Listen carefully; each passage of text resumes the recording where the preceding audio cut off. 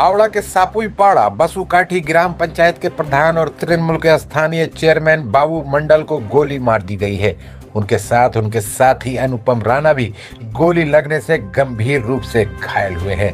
दोनों को गंभीर हालत में उत्तर हावड़ा के एक अस्पताल में भर्ती कराया गया है। एक घटना गुरुवार रात करीब 11 बजे निशिंदा थाना इलाके के सापुईपाड़ा में हुई।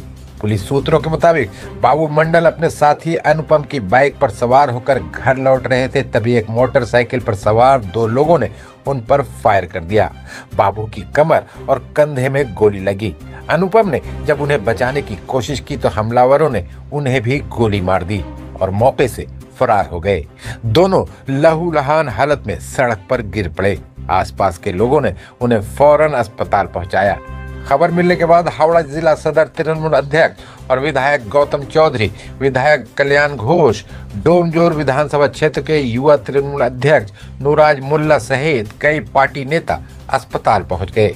इस मौके पर विधायक कल्याण घोष ने कहा कि इस हमले के पीछे की वजह अभी साफ नहीं है। कसूरवारों को जल्द गिरफ्तार करने के लिए पुलिस से कहा गया है। पुलिस ने मामले की जांच शुरू कर दी है और हमलावरों की तलाश कर रही है। इलाके के सीसीटीवी फुटेज को खंगाला जा रहा है। आसपास के लोगों से भी पूछताछ की जा रही है। इस घटना से इलाके में हड़कंप मच गया है। আমরা সবাই মিলে দেখছি ঘটনাটা কি এখনো কিছু বুঝতে পারছি না।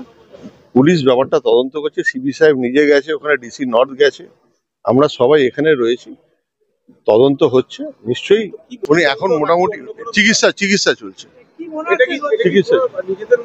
এখন কিচ্ছু বলা যাবে, এইসব ব্যাপারে কিচ্ছু বলা যাবে না। আমরা চাই উনি আমাদের সমিতির সভাপতি, আমরা চাইছি তাড়াতাড়ি যাতে উনি সুস্থ হয়ে যায়।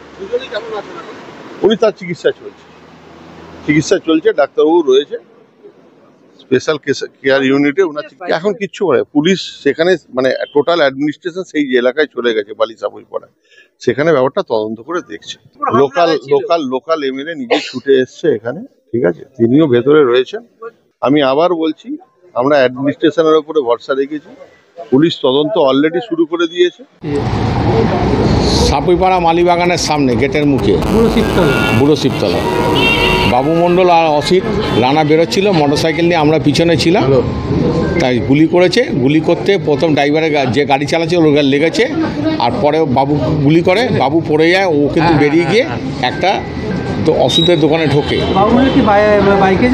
হ্যাঁ, বাইকেই যাচ্ছিল। আমরা সব একসঙ্গেই এসেছিলাম ওখানে। হ্যাঁ, আমি ছিলাম, আমরা সবাই একসঙ্গে 7 জন ছিলাম আমরা। তা আমরা আগে পিছু হতেই পারে বিয়ে বাড়ি খেয়ে, বেরিয়ে দেখি ও ছটফট করছে। 5খানা গুলি চালিয়ে দুষ্কৃতী গুলির মধ্যে গলিতে ঢুকে যায়। বাবু মণ্ডলের একটা হাতে লেগেছে, একটা কোমরে লেগেছে, আর অসিত রানার একটা হাতে লেগেছে। হাত থেকে গুলিটা মনে হয় বাঁ দিকে হয়তো বেরিয়ে গেছে। এই হ্যাঁ, হেঁটেই এসছিল। হ্যাঁ, পালিয়ে হেঁটে চলে যায়। হ্যাঁ, দৌড়ে না, হেঁটে গলি দিয়ে ভিতর দিয়ে মালিবাগানের ভিতর দিয়ে চলে যায়। প্রথমে আমরা বেলুড়ে আমাদের চামুরিয়ায় নিয়ে গেছিলাম, ওখানে হয়নি। ওখান থেকে বেলুড়ে ওই যেটা বেলুড় হসপিটাল যেটা আছে লাইফ কেয়ার নিয়ে গেছিলাম, ওখানে ডাক্তার নেই। তারপরে এখানে আমরা নিয়ে এসেছি। কি মনে হচ্ছে সেটা কি করে বলবো, এটা হয়তো পার্সোনাল কোনো রাগ থাকতে পারে মানুষের ভিতরে। ঘটনাস্থলে ছিলাম আমরা। এটা আমার মোটরসাইকেলে হয়েছিল আগে, অনেক দিন আগে, আগের মাসে লক্ষ্মী পুজোর দিন হয়েছিল।